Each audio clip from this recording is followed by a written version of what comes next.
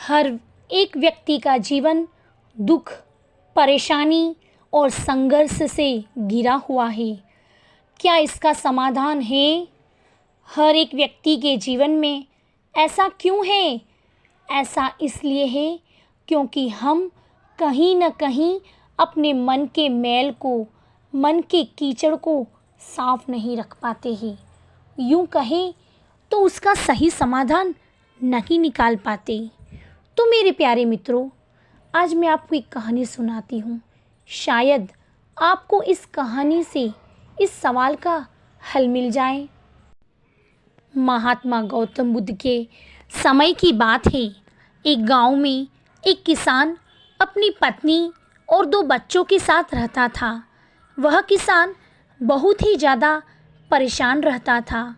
अपने 2 बच्चों और पत्नी की ज़रूरतों को पूरा नहीं कर पाता था। शायद यही उसकी परेशानी की सबसे बड़ी वजह थी। समय बीतता गया, उसकी परेशानियां परिवार की ज़रूरतों के साथ बढ़ती ही जा रही थी। वह दिमाग से और मन से बहुत अशांत रहने लगा था।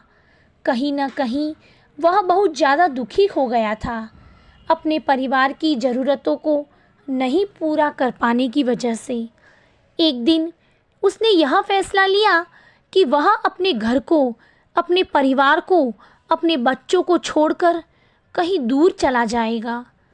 अंततः वह मनहूस दिन और काली रात आ गई, जिस दिन वह अपने परिवार को, अपने बच्चों को, अपनी पत्नी को छोड़कर घर से कहीं दूर चला गया। वह किसान चलता ही गया, चलता ही गया। रात से सुबह हो गई, सुबह से फिर दोपहर, दोपहर से शाम, शाम से फिर रात, फिर सुबह हो गई। उस किसान की मन की पीड़ा इतनी ज़्यादा थी कि उसके पैरों के छाले और पैरों से वह बह रहे खून के आगे फीके पड़ गए थे। ना भूख की चिंता, ना प्यास की चाह, बस चलता ही गया, चलता ही गया। आखिरकार जंगल में चलते चलते उसका शरीर इतना थक गया कि वह एक नदी के किनारे जाकर बैठ गया और गिर पड़ा। कुछ घंटों बाद उस किसान को होश आया। वह बेचारा इतना प्यासा था कि तुरंत वह नदी के पास गया। जैसे ही वह पानी पीने के लिए हाथ पानी में डाला, उसे सामने नदी के उस पार कुछ लोगों का झुंड दिखाई दिया। उसने ध्यान से देखा तो उसे एक वृक्ष के नीचे महात्मा गौतम बुद्ध बैठे हुए नजर आए। वह तुरंत दौड़ के उनके पास गया और उनके पैर पर गिरकर बोला कि हे महात्मा, हे भगवान गौतम बुद्ध, मुझे अपनी शरण में ले लीजिए, मुझे अपना शिष्य बना लीजिए। गौतम बुद्ध के शरण में आया हुआ कोई भी व्यक्ति खाली हाथ वापस नहीं जाता। यह किसान तो केवल उनका शिष्य बनना चाहता था। महात्मा गौतम बुद्ध जी ने उसकी मनोदशा को देखते हुए उसे अपना शिष्य बना लिया। महात्मा गौतम बुद्ध और उनके शिष्य वहाँ पर केवल विश्राम कर रहे थे। उनका विश्राम भी पूरा हो चुका था। वह किसान भी अब महात्मा गौतम बुद्ध जी का शिष्य बन चुका था। अब समय हो चला था आगे की यात्रा को पूरा करने की। गौतम बुद्ध और उनके शिष्य आगे बढ़ते चले गए। कुछ दूर निकल जाने के बाद गौतम बुद्ध जी को बहुत ज़ोर से प्यास लगी। उन्होंने अपने इस नए शिष्य अर्थात किसान से बोला कि प्रिय शिष्य, जाओ, पास में एक सरोवर है, वहाँ से मेरे लिए पानी लेकर आओ। किसान बोला, जो आज्ञा भगवान। किसान सरोवर की तरफ चल दिया। सरोवर के पास जैसे ही किसान पहुंचा, उसने देखा कि उस सरोवर में बहुत सारे जानवर उछल कूद रहे थे। वे सारे जीव जंतु किसान को देखते ही तुरंत वहाँ से भाग गए। किसान बहुत ही खुश हुआ और उस सरोवर की तरफ चला गया पानी लेने के लिए। परंतु जैसे ही किसान सरोवर के पानी की तरफ हाथ बढ़ाया, उसने देखा कि पानी बहुत ही ज़्यादा गंदा था। किसान निराश होकर वापस गौतम बुद्ध जी के पास आ गया। गौतम बुद्ध जी ने उससे पूछा, पानी कहाँ है? किसान ने दुखी होकर भरे शब्दों के साथ कहा, हे भगवान, मैं जैसे ही उस सरोवर के पास पहुंचा तो मैंने देखा कि उस सरोवर में काफ़ी सारे जीव जंतु उछल कूद रहे थे और उनके उछल कूद करने की वजह से उस सरोवर के ज़मीन के तल में बैठी हुई सारी गंदगी, सड़े हुए पत्ते उस पानी में घुल मिलकर एक कीचड़ का रूप ले लिए थे।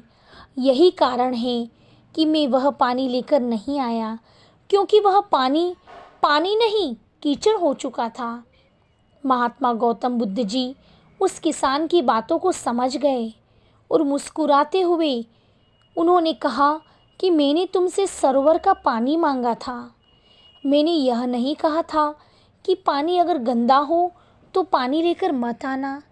उन्होंने अपने दूसरे शिष्य से अनुग्रह किया कि जाओ और सरोवर से पानी लेकर आओ। उनका दूसरा शिष्य निकल पड़ा पानी को लाने के लिए और कुछ देर पश्चात वह पानी लेकर वापस आ गया। आश्चर्य की बात है कि दूसरे शिष्य का लाया हुआ पानी बिल्कुल साफ था और उससे भी बड़ी असमंजस की बात यह थी कि सारे के सारे शिष्य बड़े ही आश्चर्यचकित हो गए थे कि यह करिश्मा कैसे हो सकता है, क्योंकि पहले शिष्य ने तो यह बताया था कि पानी कीचड़ हो गया था। महात्मा बुद्ध जी ने सारे शिष्यों को यह बताया कि जब सारे जीव जंतु उस पानी में उछल कूद रहे थे, तब उस दौरान उस सरोवर के पानी के तल में बैठी हुई सारी गंदगी, सड़े गले हुए पत्ते सब घुल मिलकर कीचड़ रूपी पानी का रूप ले लिए थे। परंतु जितने समय में प्रथम शिष्य वापस आया और दूसरा शिष्य वापस गया, उतने समय में उन जीव जंतुओं के भाग जाने के पश्चात उस सरोवर का पानी धीरे धीरे शांत हो गया था। और जैसे जैसे सरोवर का पानी शांत हो गया, उस सरोवर के कीचड़ रूपी पानी में खुली हुई सारी सड़ी गली पत्तियां और मिट्टी धीरे धीरे शांत होकर उस सरोवर के तल में जाकर बैठ गए, जिससे उस सरोवर का पानी शांत होकर साफ हो गया तथा सारे गले हुए सड़े हुए पत्तियां भी शांत होकर आराम से उस सरोवर के तल में जाकर बैठ गए थे।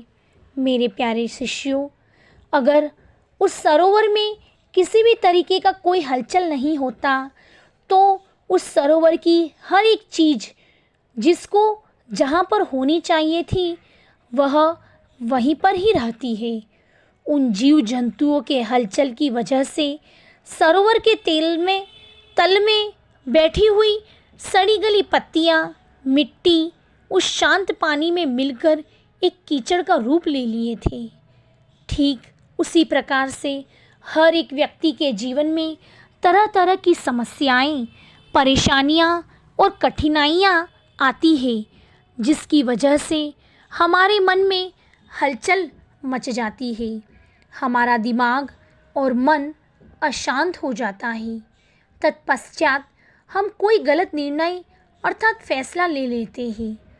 परंतु अगर हम थोड़ा समय देकर उन कठिनाइयों, परेशानियों और समस्याओं के बारे में समझने की कोशिश करें तो मन की हलचल उस सरोवर के पानी की तरह शांत हो जाएगी, जिससे हम अपने जीवन में सही निर्णय का चुनाव करते हुए उसका समाधान निकाल लेंगे। किसान को महात्मा गौतम बुद्ध जी की सारी बातें बिल्कुल साफ साफ समझ में आ गई